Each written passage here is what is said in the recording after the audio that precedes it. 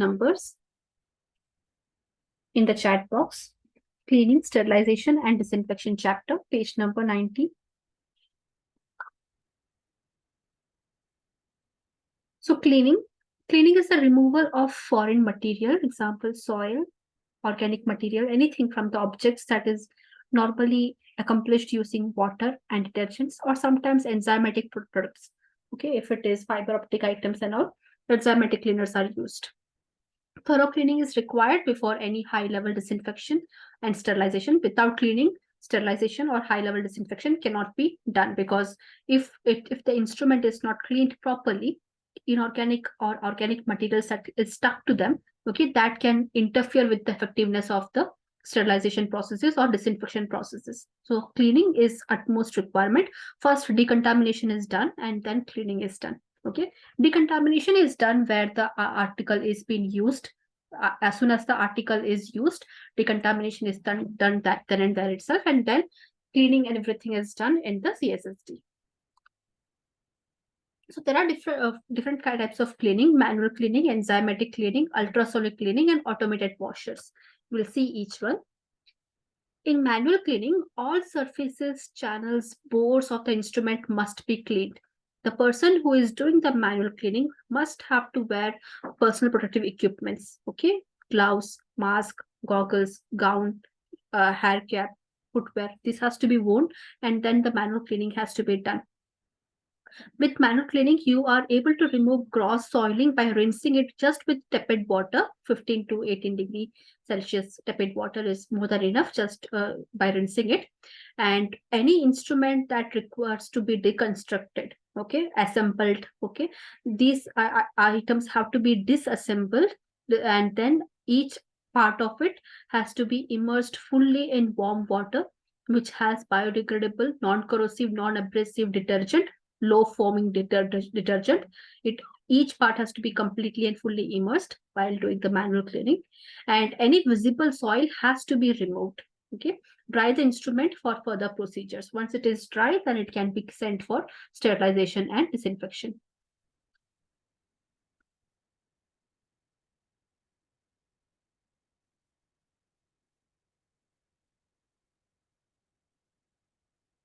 So next is enzymatic cleaners. It is used for fiber optic instruments like endoscope, colonoscope, laryngoscope. Okay, these items cannot be sterilized. They can only undergo high level disinfection. Okay, because they cannot withstand the high level of temperature or pressure. Fiber optic instruments cannot withstand high temperature or pressure. Okay, so they will undergo only high level disinfection. So before high level disinfection is achieved, enzymatic cleaners are used to clean the fiber optic instruments. Okay, but the person who is dealing with the enzymatic cleaner, they have to be very careful, because these cleaners are hazardous. Proper care has to be advised, because in no way the skin or the living tissue should come in contact with the enzymatic cleaners.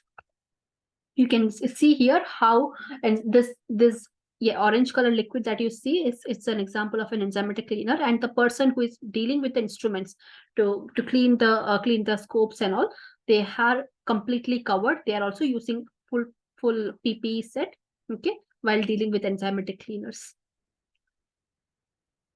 Ultrasonic cleaners. Ultrasonic cleaners are not supposed to disinfect any instrument. Okay, here high frequency and high energy sound waves are passed. These sound waves, when they hit the instrument or equipment, metal instrument usually, okay, because of the impact of this high frequency, high energy sound waves, whatever is the soiling, whatever is the organic or inorganic soiling, that matter will drop off immediately because of the high frequency sound waves that are hitting it. Okay, and because once the soiled matter has been dropped off, it is very easy to do the rinsing process. Manual rinsing or automated rinsing can be done later. Okay, so it is, but ultrasonic cleaners are not appropriate for cannulated instrument, the things that have like needles and all, big bore needles and all. For these kind of instruments, whichever is cannulated, which has this hollow within them, for those instruments, ultrasonic cleaners is not, it's not a good source. Flat surface instrument, ultrasonic cleaners can be used. Plastic or two or more metals, alloys, glass instruments, syringes, lenses, ultrasonic cleaners cannot be used. Okay, daily efficacy test has to be done if you're using ultrasonic cleaners. So this is an example of how an ultrasonic cleaner look like. Automated washers. For cleaning basic instruments, automated washers are used. It cuts down the time of handling each instrument, must be compliant with national guidelines and standards, and it is used according to manufacturer's instructions as well. Automated washers can save you a lot of time, because within one go, a whole lot of articles and equipments can be cleaned. Okay, manual cleaning will take a lot of time to cover all the articles. Automated cleaners can cut that time, resource, and energy. This is an example of how an automated cleaner looks like.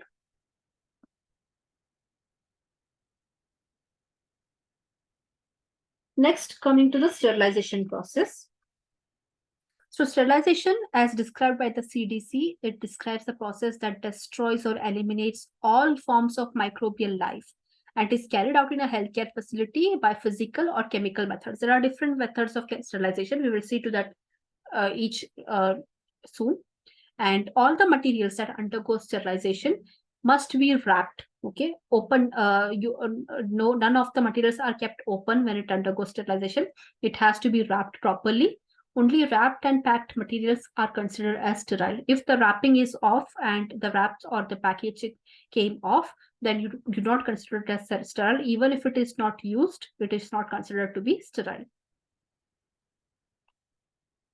Following should be checked before sterilization. Ensure that the instrument can withstand the process, because not all instruments used in the hospital or healthcare can undergo sterilization. Okay, because sterilization use certain degree of heat, temperature, pressure, chemicals. Okay, not every instrument is viable for that. So instrument should first withstand the choice of sterilization. Instrument has been adequately cleaned. Okay, cleaned, first decontaminated, and then cleaned adequately, and then only it can go for sterilization. The instrument does not require any specific treatment. Okay, before sterilization, after sterilization, or during the process of sterilization, any specific care or treatment is required. That instruments we do not encourage for sterilization. Other forms of disinfection has to be looked out for it. Records of sterilization process and traceability of instruments are kept, because if at all after sending the instrument to certain department, it is known that the sterilization was not adequate, you should be able to trace it back and bring it back to the CSST before it is being used on patients.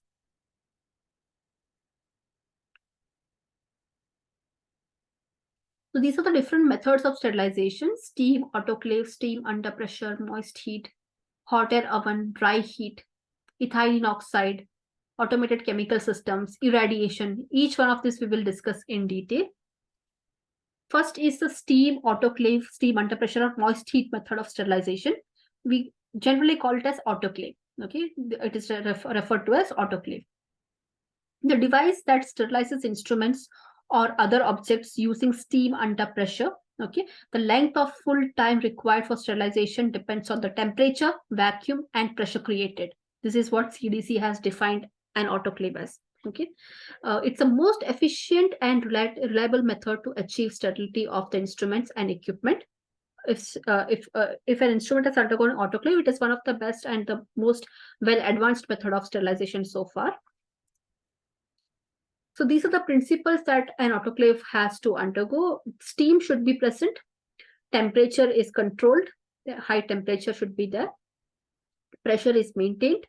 And time, okay, as the temperature increases, the time decreases. Okay, if you are achieving sterilization through autoclave at a very high temperature, within 15 minutes or 20 minutes sterilization can be done. But if the temperature, if you are keeping it low, time consumed will be higher. These are the important parameters of an autoclave.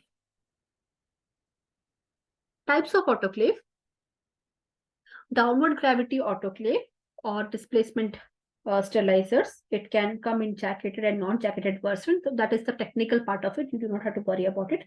So these are designed for sterilization of waste, solution, and instrument as well. Solutions can also be sterilized using a downward gravity autoclave. Then we have the self-contained autoclave. So recommended for office-based practice. For example, small clinics, and small laboratories. Okay, in such situations, you do not have big quantities of articles, and simple articles, not too much technical articles or devices are used. Simple forceps and all is used. So self-contained autoclave can be used in small level practice scenarios. Then benchtop sterilizers. In benchtop sterilizers, you will find it in ICUs and emergency departments. Okay, in this, wrapped items is not taken. Only you directly put the item into that hot water, and it is sterilized for a few minutes. Therefore, whatever items you are sterilizing on a benchtop autoclave, it has to be used immediately. As soon as the autoclave has been done, it has to be used immediately. You cannot store it for later use. Okay, whatever sterilization you have done or articles has been sterilized using benchtop sterilizers. Okay, again, it is an office use one. The tools has to be used immediately. So ideal for the use of emergency department and ICUs, where in emergency situation you do not have to wait for the kit to arrive from CSSD, or you ran out of the kit. Immediately you can do the sterilization using a benchtop sterilizer without wrapping and everything. But as soon as the sterilization is done, use the article immediately. Then pre-vacuum sterilizer, porous load sterilizer, another name for it. So these are not used for liquid sterilization. If you want to sterilize any solutions, go for downward gravity one. Pre-vacuum is not suitable for liquid solutions or any solutions. They are optimized for sterilization of clean instruments, gowns, drapes, towels. Okay, any dry materials that you require for surgery, which does not accumulate water, does not have any water content in. Okay, these things can be sterilized using a pre-vacuum autoclave. So these are the different types of autoclave. Next, we have the dry heat sterilization. In dry heat sterilization, it uses high temperature to kill the microorganisms and bacterial spores.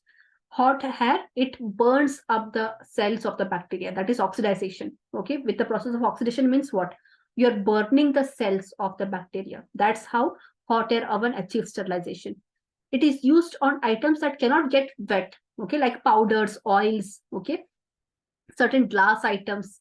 For these items, glass items can undergo breakage also if you put it under autoclave. So glass items can undergo dry heat sterilization. Okay, the door unit must not be opened immediately or during the sterilization cycle is going on. Otherwise, when the hot air is escaping and the cool air, it will hit the article inside.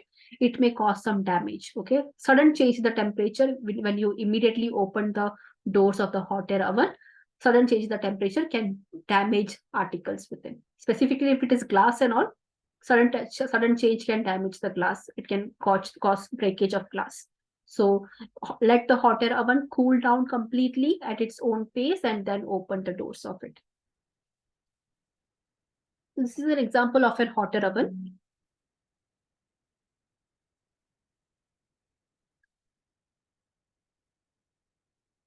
Next is the EO gas or ETO gas with high in oxide. So it is used for sterilization of instruments or equipments made up of heat-liable materials. Those devices that at any cost, they cannot withstand high temperature. So devices that cannot be autoclaved, which cannot undergo hot air oven, okay, those devices can undergo ethylene oxide sterilization. Okay, specifically the ones which has electronic components to it, battery operated, okay, or it is electrical articles which has to undergo sterilization. Ethylene oxide is the best form of it. Time required to process the instrument, it depends upon the temperature, humidity, and concentration level of gas. Okay, if the temperature quotient is removed, concentration level has to be increased, and the time required for sterilization will also be increased. Okay, so the gas, ethylene oxide gas, must penetrate the packaging and it has to reach all the surface of the instrument. Only then sterilization is adequate. So time taken will be 12 to 24 hours. Usually in a hospital or a healthcare facility, we do not go for ethylene oxide chambers. It is used in pharmaceutical level. Okay, where because in hospital, if a time taken for sterilization is about 12 to 24 hours, it is not viable. Okay, emergency requirement will not be satisfied. So in pharmaceutical industry or any healthcare large mass scale healthcare items is been produced in an industry in that particular situation, or any healthcare machinery manufacturing industry. In such industries, ethylene oxide chambers can be used. They can afford such large time gaps. But in hospital, it is, first of all, it is toxic. Ethylene oxide is very toxic. It is a very irritable gas. If it is leaking out, it may cause serious health hazards for the handlers as well, CSST of technicians as well. So first of all, it is toxic. That's one of the reason. Another, the time taken for getting the sterilization done is almost entire day. Okay, half day to entire day goes in sterilization. So not viable option for healthcare facilities. Next, we have automated chemical systems. Hydrogen peroxide plasma is one example, and peracetic acid is another example. So these are chambers. Again, these are instruments which is fully automated, and low temperature, low moisture sterilization can be achieved within 45 to 80 minutes. Okay, and articles which can withstand temperature but not high temperature. Okay, these kind of articles can undergo hydrogen peroxide plasma sterilization. And the packaging must be non-woven, non-cellulose polypropylene wraps. Different kind of wraps come into sterilization, but it should not be made up of specific cloth materials. Okay, specific wraps are recommended for plasma chambers. Then you have peracetic acid plasma.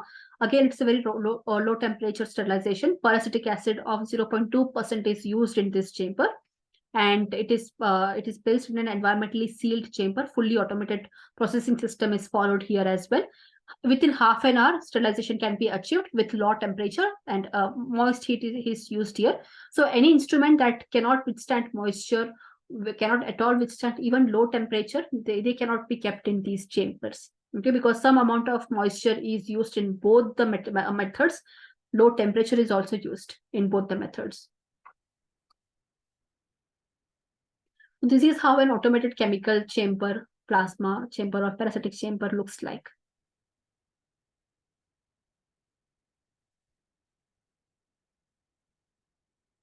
Next is irradiation.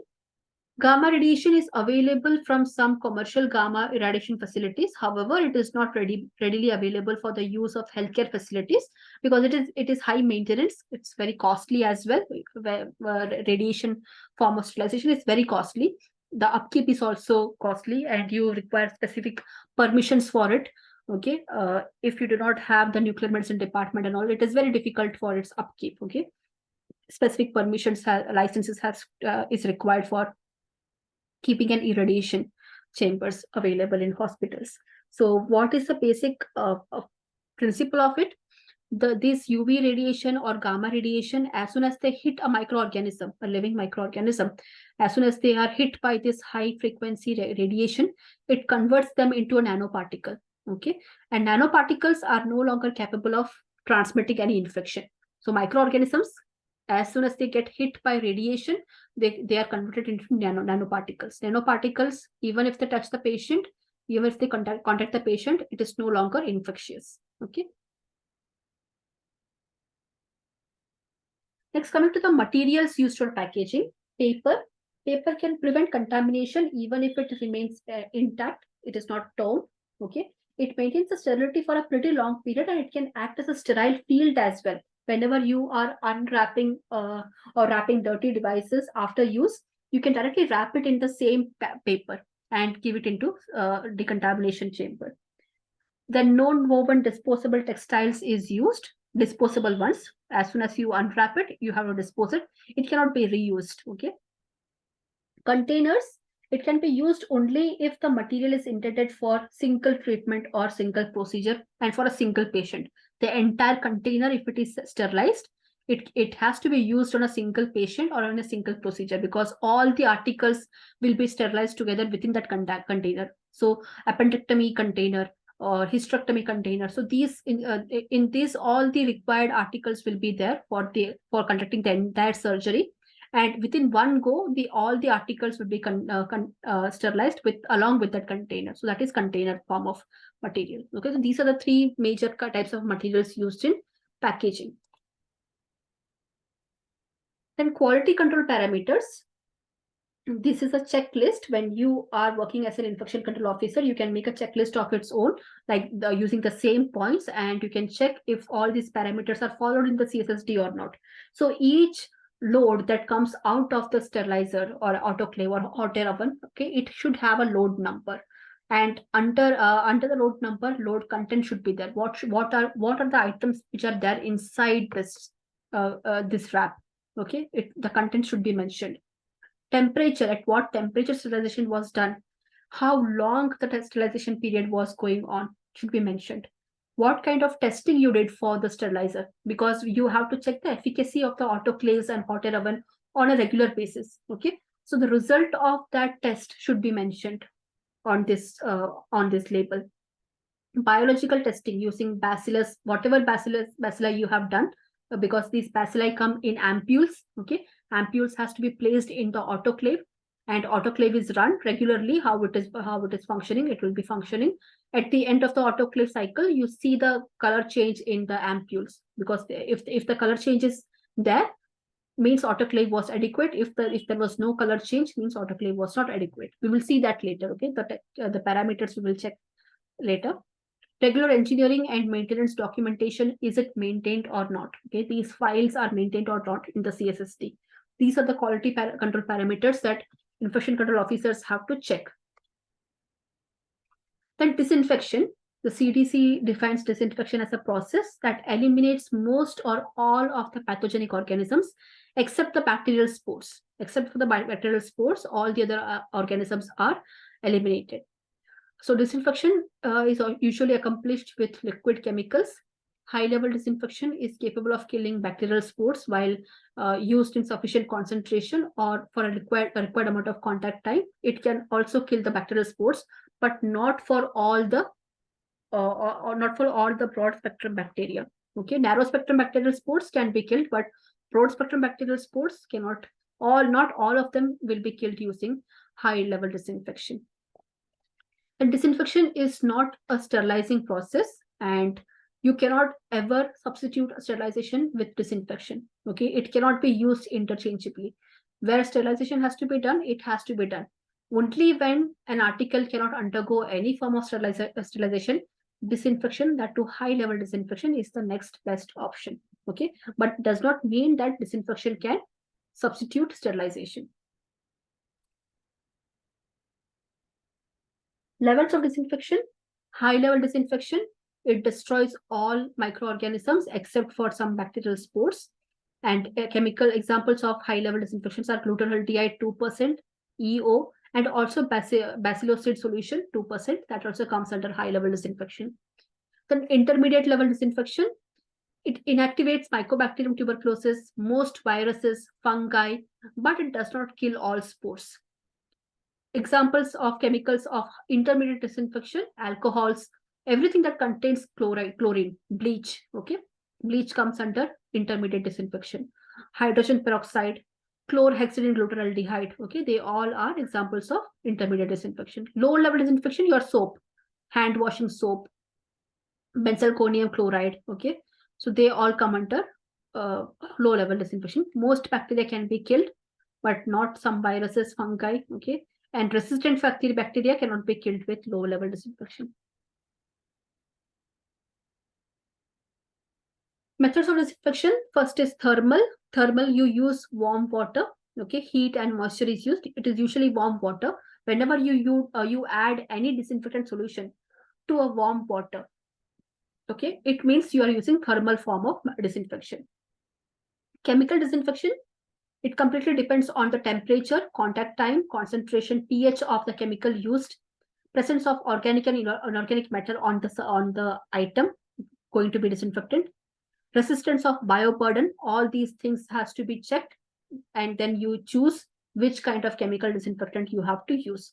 If there is too much of bioburden, too much of bacteria that is contaminating this particular surface, high level disinfection has to be used. Okay, if the bioburden is very less, low level disinfection can be used. So minimum surface temperature and time required for thermal disinfection. You can see here when you compare both the columns, you see as the temperature decreases, as you use cooler and cooler water, the time required for disinfection increases. The hotter or the heat, when the heat quotient is high in the temperature, okay, the time required is low. Within 1 minute, you can achieve disinfection if the surface temperature is around 90 degrees Celsius. If it is 70 degrees Celsius, less than, it's a cold water, the time required is more than 1 hour, okay. So again, summarizing high level, low level, and intermediate. High level chemical disinfectant. It inactivates all microbial pathogens except where they are in large numbers of bacterial spores.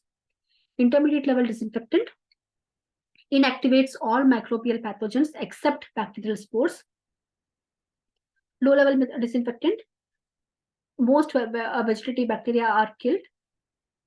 Medium sized lipid containing bacteria or virus is also killed, but it will not destroy the bacterial spores at all. Fungi or small lipid viruses cannot be destroyed using soap or low-level disinfectant. Glutaraldehyde, it is generally the most appropriate chemical disinfectant that can provide high-level disinfection. It should be used under very strict and controlled condition because it could irritate the living tissue if it is exposed too much.